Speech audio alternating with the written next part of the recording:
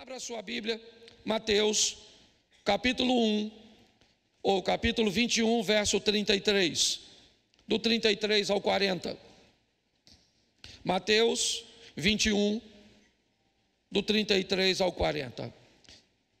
Eu ontem participei de uma conferência bem interessante. Peruanos, chilenos, venezuelanos, cubanos, porto-riquenhos, equatorianos, certo? Foi uma conferência em Curitiba bem interessante. E esta foi uma reflexão que eu fiz junto com aquele povo e que eu acho interessante nós darmos uma olhada, vendo tantas nações, como eu vi ontem, expondo o reino de Deus. Mateus 21, do 33 ao 40. Atentai noutra parábola. Havia um homem, dono de casa, que plantou uma vinha, cercou-a de uma sebe, construiu nela um lagar, edificou nela uma torre e arrendou a uns lavradores. E depois se ausentou do país. Ao tempo da colheita, enviou os seus servos aos lavradores para receber os frutos que lhe tocavam. E os lavradores, agarrando os servos, arrancaram a um, mataram a outro e a outro apedrejaram. Enviou ainda outros servos em maior número e trataram-nos da mesma sorte. E por último, enviou-lhes o seu próprio filho, dizendo: a meu filho respeitarão. Mas os lavradores, vendo o filho, disseram entre si: este é o herdeiro, ora, vamos, matemo-lo e nos apoderemos da sua herança. E agarraram-no e lançaram-no fora da vinha e o mataram. Quando, pois, vier o senhor da vinha, que fará aqueles lavradores? Feche os seus olhos. Senhor nosso Deus e Pai, em nome de Jesus, eis a tua palavra. Continua falando conosco. Usa-me como um canal de bênção nesta hora, pelo poder do nome de Jesus. Você pode dizer amém? Nós estamos na narrativa de Jesus diante de um texto bem interessante. Ele diz que um homem é dono da terra e ele investe nessa terra e ele arrenda, certo? Ele transfere a responsabilidade de cuidar daquela terra para uma outra pessoa, certo? Essa pessoa não se torna dono da terra, é uma terra arrendada, que normalmente ela vai pagar com o repartir da produtividade da terra. Uma parte da produtividade ficará para aquele que arrendou e a outra parte vai para o dono. O dono sai, arrenda a terra. Os homens então começam a trabalhar na terra. Eles que vão cuidar, eles que vão regar, é eles que vão cuidar, né? Podar, todo o serviço é deles. Mas no desenrolar do serviço, eles começam a se sentir dono da terra. Eles esquecem que a terra tem um dono. Como o dono não está no campo de visão deles, como o dono não está lá todos os dias sendo visto aos olhos destes homens, o que eles conseguem enxergar é a sua dedicação, é o seu suor, é o seu trabalho, são os arranhões, é o cansaço. E o dono não é visto. Então, depois de um tempo, aqueles que arrendaram esqueceram que aquela terra tinha um dono. E o dono está atento à produtividade do campo. Ele sabe qual é o mês da colheita. Então, quando a colheita acontece, ele manda 3 indivíduos ir buscar a sua parte. Mas quando esses indivíduos chegam, aqueles que arrendaram, eles não querem pagar, porque eles se sentem dono daquela terra. Na cabeça deles, toda a produtividade é deles. Então eles agridem, mas na narrativa alguém volta com vida. Apenas um morre dos três. O dono então manda um número maior, e os donos, ou aqueles que arrendaram, fazem a mesma coisa. Então o dono diz: bom, o único jeito é mandar um representante legal. O dono agora envia seu representante legal, seu filho. Quando os proprietários veem o filho, ao invés de reconhecer a autoridade, eles veem a oportunidade de se tornarem dono de fato, porque agora o herdeiro legal está presente. Até então eles só mataram funcionários, e agora eles dizem: está aqui o dono, então vamos matar o dono, porque se matarmos o dono, nós nos tornaremos dono. E aí o texto termina dizendo: quando o dono da vinha vier, o que será que ele vai fazer com esses lavradores? Eu quero começar por aqui porque eu quero seguir um caminho. Trabalhamos para o reino, essa é a grande verdade. Eu não sei em que fase está a sua caminhada cristã, eu sei que ela é feita de fases. E algumas fases são altamente inspiradoras, são altamente emocionantes. São fases que, ao sairmos de casa, temos grandes expectativas do que vamos viver na igreja. Imaginamos um louvor que rasgue os céus, uma palavra altamente poderosa. Basta que alguma coisa aconteça, um glória já está na ponta da língua. Estamos altamente animados, para fazermos parte desse ambiente tão glorioso. Mas isso não funciona sempre assim. Haverá períodos da nossa vida que nós não gostaríamos de vir. Estamos presentes para cumprir apenas obrigações, altamente cansados, enfrentando dificuldades financeiras, problemas no casamento, e não interessa quem cante, não interessa quem pregue, eu não consigo sentir nada, independente do que aconteça. Eu não consigo sentir, esse ambiente não é para mim, eu não estou aqui. São fases que a maioria de nós vamos viver ao longo da nossa caminhada. O segredo é, se a fase é boa ou ruim, aprenda a se manter firme. Porque se foi boa, aguarde que a ruim chega.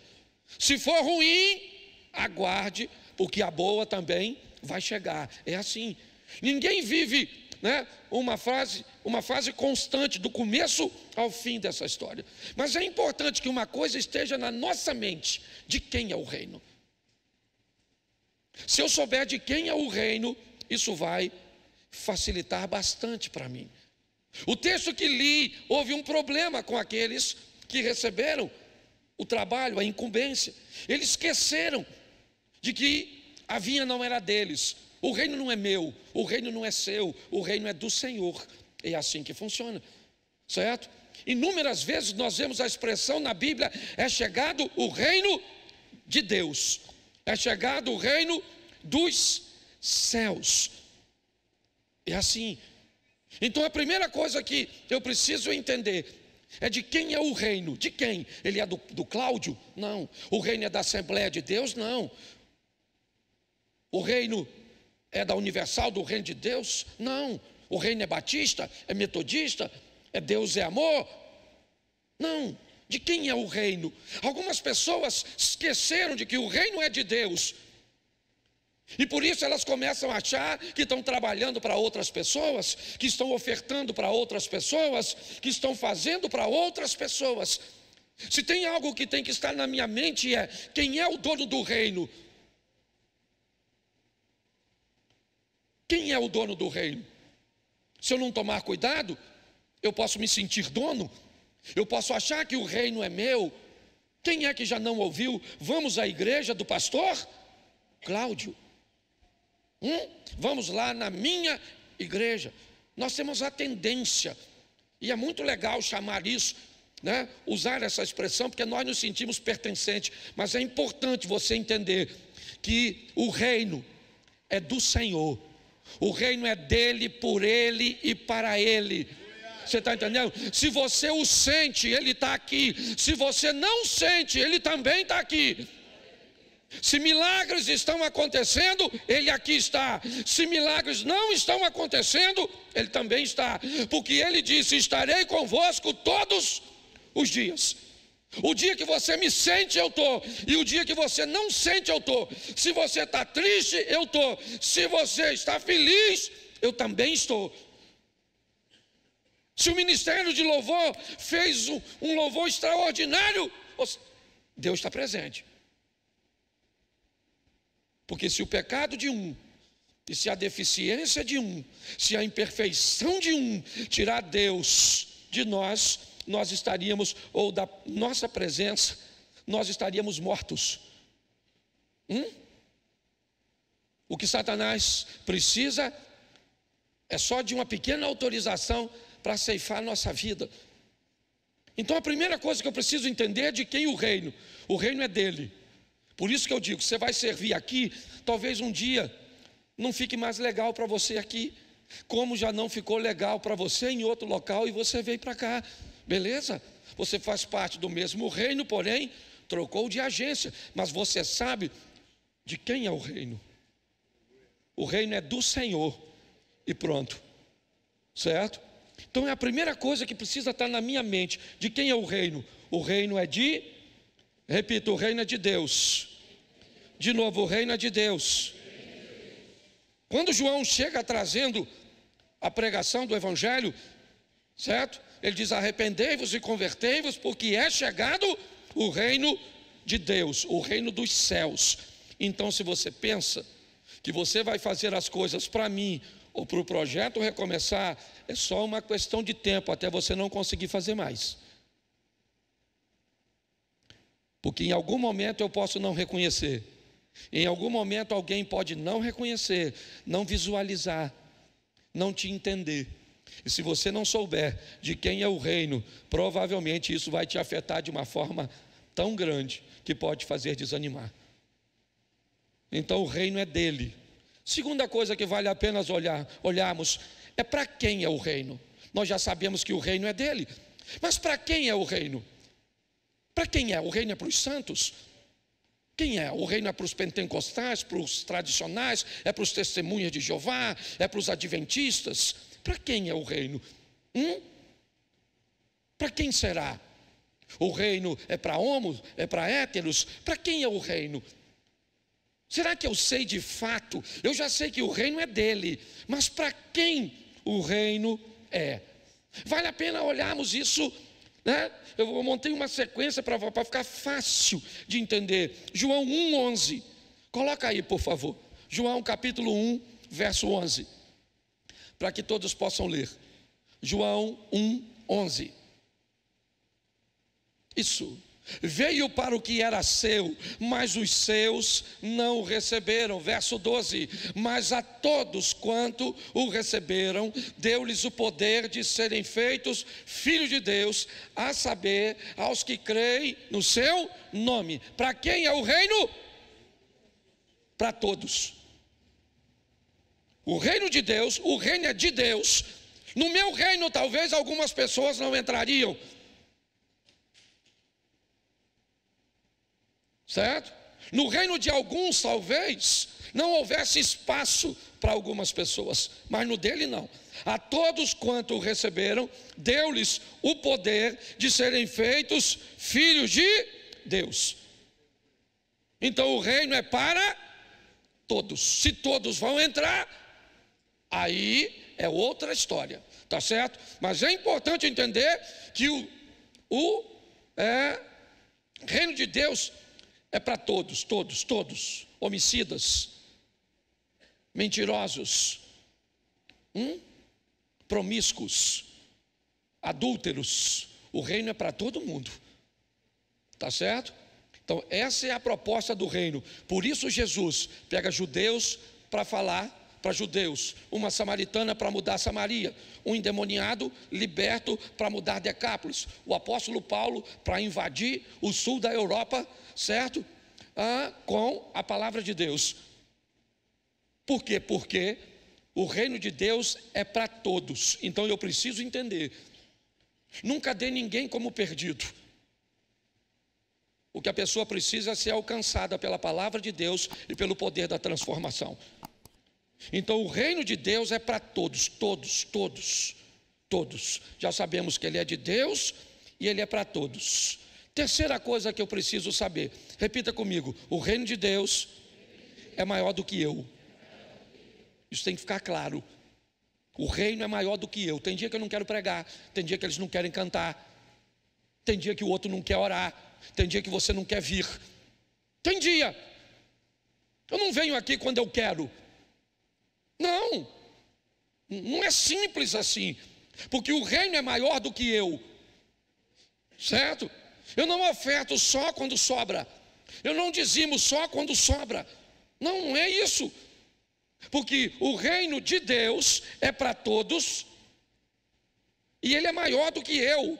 Eu preciso entender isso. Por isso João Batista diz: é necessário que ele cresça e que eu diminua. O que João está descrevendo é a grandeza do reino cujo qual ele veio apenas anunciar. Você quer levar isso para o Velho Testamento? Vamos lá. Deus quer levar seu reino, sua palavra, a salvação aos trogloditas, aos sem coração da cidade de Nínive. Um povo que não produzia nada, não plantava nada, não criava nada, vivia de invadir outras nações, matando tudo e todos, e vivendo dos despojos de guerra. Ninguém gostava deles, nem Jonas. Então Deus diz a Jonas: eu preciso que você vá a Nínive.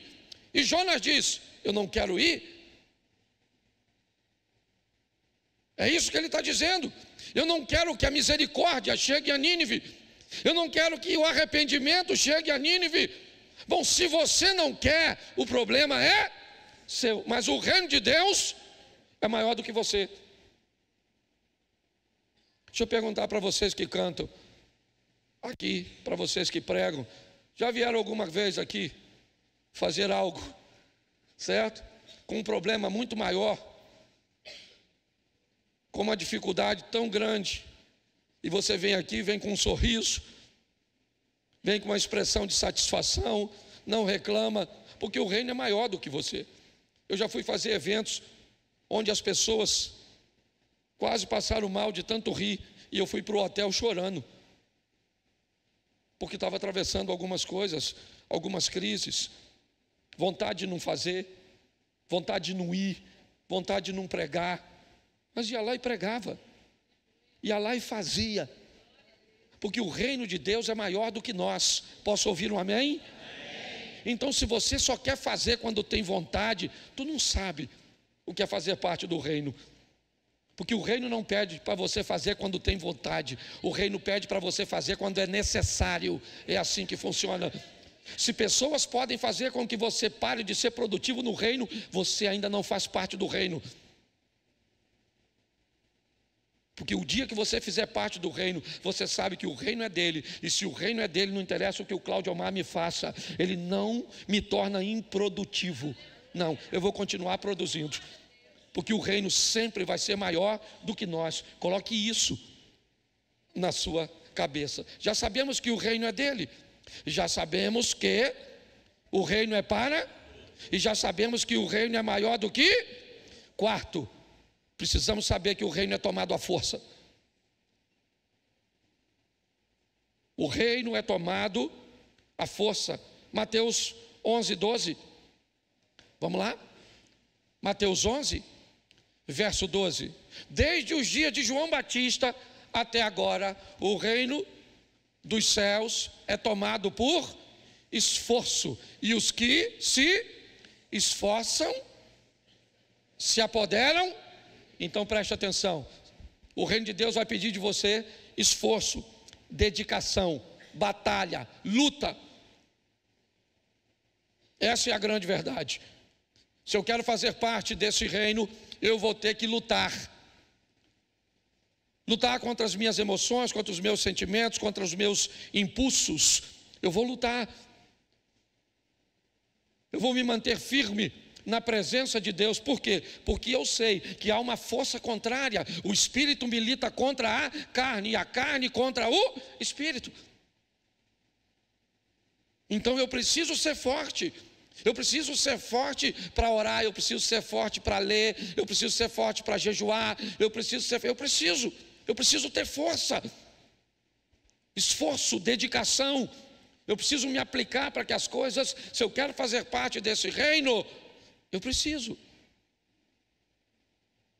Porque se eu não fizer, se eu não entender que eu preciso aplicar força, dedicação, afinco, né? Dizer que eu não vou fazer, dizer que eu vou fazer, fazer as coisas acontecerem, mas com força. Porque nós receberemos a pressão contrária para não fazermos, para não orarmos, para não lermos, para não virmos, para desobedecermos. Então esse é um reino que, se eu quero fazer parte, eu preciso entender que ele é tomado à força. Quinta coisa, descubra como anunciar o reino. Se você encontrou o reino e ele é só para você, tem alguma coisa de errado. Aquele que tentar salvar sua vida irá perdê-la, mas aquele que perder sua vida por amor a muitos, né, este vai ganhá-la. Então preste atenção. Eu preciso saber como anunciar o reino. Nós estamos vivendo um tempo onde pessoas descobriram como dizer coisas erradas da maneira certa.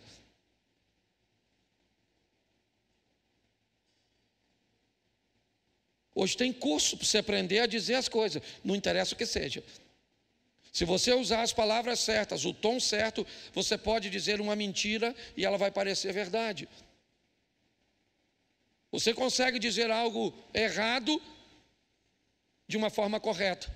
E tem gente dizendo coisa certa da maneira e não é ouvido. Então, se eu faço parte desse reino, eu preciso entender que ele precisa expandir. Mas para que ele se expanda com sucesso, eu preciso descobrir como anunciar o reino. Preste atenção o que Jesus fez. Peguei 4 exemplos. Coloca na tela. Mateus 13, 47. Olha isso aí. Mateus 13, 47. O reino dos céus é semelhante a uma rede que, lançada ao mar, recolhe peixes de toda espécie. O reino dos... Quem é que está fazendo essa exposição? Jesus. Jesus está apresentando o reino dos céus, sim ou não? Para quem? Para quem? Onde é que ele está aqui quando ele diz isso? Ele está no litoral. Ele está falando isso para a família de pescadores, para pessoas que conhecem rede, acompanham pescaria. Então Jesus anuncia seu reino numa linguagem cuja qual seus ouvintes consigam entender. Se você não receber Jesus, vai para o inferno. Tá bom, me diga por quê? Porque você está no pecado e você não? Então o que você sabe sobre a notícia que você está dando? Quanto mais claro e mais objetivo você for. Jesus está conversando com gente que vive no litoral. Então ele usa uma linguagem fácil para quem está no litoral. Quer voltar um pouquinho? Bota o verso 45. Vamos lá? Volta um pouquinho. O reino dos céus também é semelhante a um que negocia e procura boas pérolas. Preste atenção, agora não é pescador, agora é empreendedorismo. Jesus está falando uma linguagem de negócios. Ele agora mudou, seu público mudou. Quem está ouvindo agora são empreendedores, gente que quer investir, que quer lucrar, que quer alcançar um futuro maior, que não está satisfeito no ambiente onde está. Ele quer crescer, ele quer expandir. Então ele está dizendo que um homem, certo? O reino é semelhante a um homem que procura, né, negociar boas pérolas. Então, se seu ouvinte muda, o anúncio também muda. Por que eu estou dizendo isso? Porque Jesus está conversando com mundos diferentes. Porque aqui nós temos mundos diferentes representados. Tem uma frase muito mal compreendida, certo? Quando você diz, ou ouve assim: vós não sois deste mundo. As pessoas têm dificuldade de entender, eu não sei se não querem. Você tem a palavra mundo no contexto universal, terra, planeta Terra. É lógico que o texto não está, né? Eu tenho que entender isso. Quando a Bíblia diz que vós não sois deste mundo, ele não está falando dessa vida terrena. Ele diz que nós somos muito mais do que apenas um corpo nessa terra. Nós temos uma alma. Mas a Bíblia também nos diz que cada um de nós representamos um mundo. Quando esse culto acabar, você vai para o seu mundo, eu vou para o meu. É isso. Para mudarmos o nosso mundo. Por isso Jesus está usando linguagens diferentes. Eu não sei qual é a linguagem do seu mundo. Você é adolescente? Você é jovem? Onde é que você está? Você é um empreendedor? Quem é você? Certo? Você tem crianças em casa? Eu não sei. Mas você precisa divulgar o reino. E ele está mudando. Note que do pescador, ele muda para o empreendedor. Vamos lá? Lucas, capítulo 13, verso 19. Está aí? Lucas 13, 19. É semelhante a um grão de mostarda que um homem plantou na sua horta e que cresceu e fez-se a árvore. E as aves do céu aninharam-se em seus ramos. Olha só. Agora ele está conversando com quem? Com o agricultor.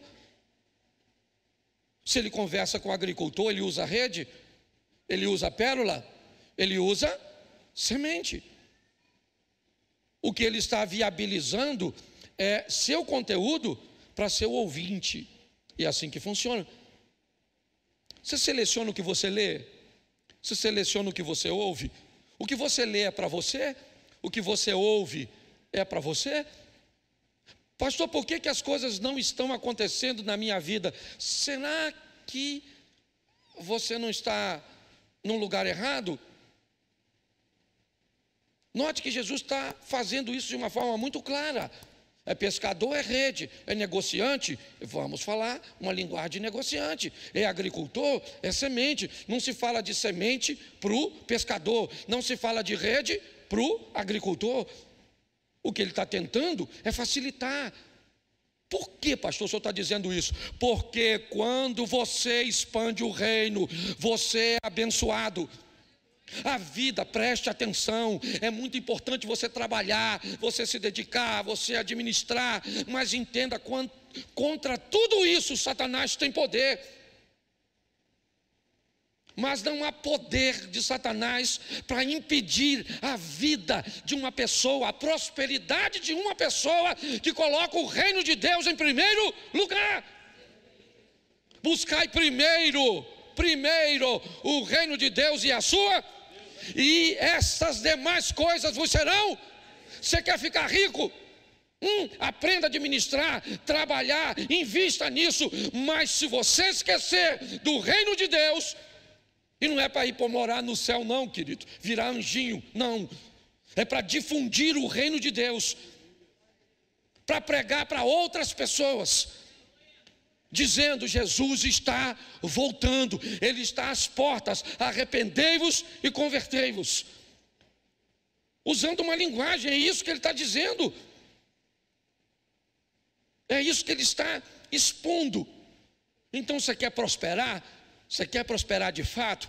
Trabalha pra caramba, se prepara bastante. Hoje eu vi um videozinho que me criou um alarme na mente. Você quer fazer arquitetura? É isso que você quer estudar? Cuidado, daqui uns anos não vai precisar mais. Você quer fazer e se preparar para alguma coisa para design de interiores? É isso que você quer fazer? Já tem aplicativo. Aliás, eu já estava acessando um hoje, onde você tira a foto do seu ambiente, coloca no aplicativo e o aplicativo te pergunta se você quer uma decoração vintage, se você quer uma decoração moderna, se você quer uma decoração.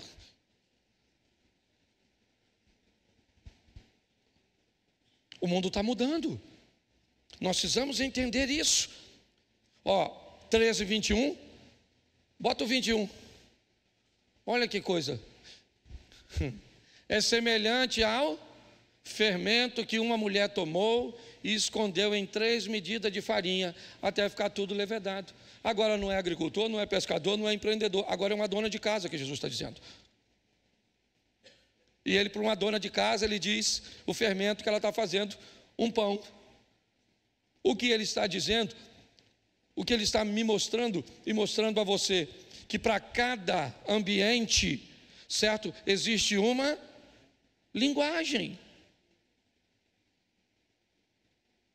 Você precisa saber com quem você está conversando. Entendeu?